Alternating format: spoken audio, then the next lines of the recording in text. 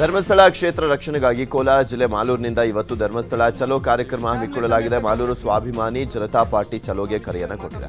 ಮಾಲೂರು ಪಟ್ಟಣದಿಂದ ಧರ್ಮಸ್ಥಳ ಚಲೋ ಕರೆ ಕೊಡಲಾಗಿದ್ದು ಸುಮಾರು 350 ಕಾರು ಹಾಗೂ 30ಕ್ಕೂ ಹೆಚ್ಚು ಬಸ್ಗಳಲ್ಲಿ 7,000ಕ್ಕೂ ಹೆಚ್ಚು ಜನರು ಧರ್ಮಸ್ಥಳ ಚಲೋ ಹೊರಡಿದ್ದಾರೆ. ಇನ್ನು ದೇಗುಲದ ಮಹತ್ವಕ್ಕೆ ಕಪ್ಪು ಚುಕ್ಕಿ ಆಗದಂತೆ ಎಚ್ಚರಿಕೆಯನ್ನು ವಹಿಸಬೇಕಾಗಿದೆ.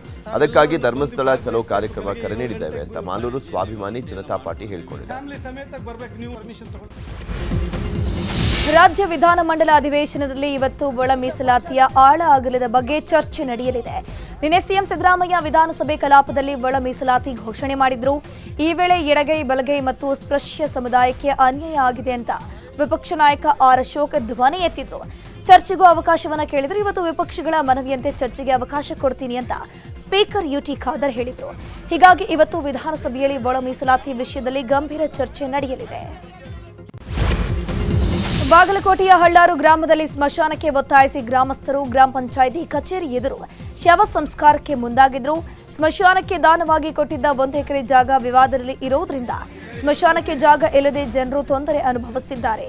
ಹೀಗಾಗಿ ಗ್ರಾಮದ ಪಂಚಾಯಿತಿ ಗೇಟ್ ಮುಂದೆ ಕಟ್ಟಿಗೆ ಹಾಕಿ ಶವ ದಹನಕ್ಕೆ ಮುಂದಾಗಿದ್ರು. ಸ್ಥಳಕ್ಕೆ ಬಂದ ಪೊಲೀಸರು ಪರಿಸ್ಥಿತಿಯನ್ನು ಶಾಂತಗೊಳಿಸಿದ್ರು.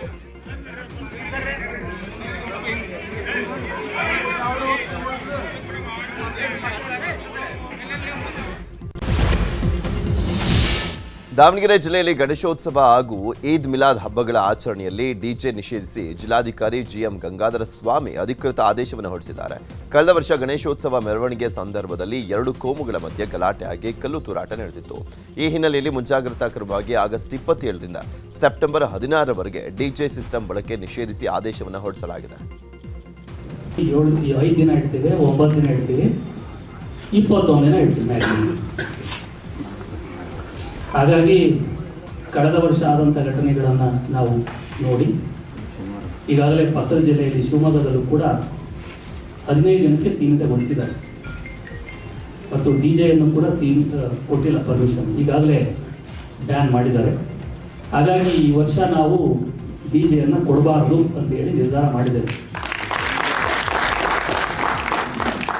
ಪುರಾತನ ಸಂಸ್ಕೃತಿಗಳು ಹಾಳಾಗ್ತಾ ಇದ್ದಾರಲ್ಲ, ನಮ್ಮ ಕಲೆ ಹಾಳಾಗ್ತಾ ಇದೆಯಲ್ಲ, ಆ ಕಲೆಗಳನ್ನು ಯಾಕೆ ನೀವು ಕರ್ಕೊಂಡ್ಬಂದು ಪ್ರದರ್ಶನ ಮಾಡಿ ಅವರನ್ನು 4 ಹೊಟ್ಟೆ ತುಂಬಿಸೋ ಕೆಲಸ ಯಾಕೆ ಮಾಡಬಾರ್ದು?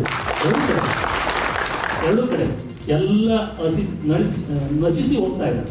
ಮಣ್ಣಿನ ಗಮ ಏನಿದೆ ಆ ಗಮನವನ್ನೇ ಕರ್ಕೊಂಡ್ಬಂದು ನೀವು ಮಾಡಬಹುದಲ್ಲ. ಸಂಸ್ಕೃತಿಗೆ ನಾವು ಬೆಲೆಯನ್ನು ಕೊಡಬೇಕು. ನಮ್ಮ ಸನಾತನ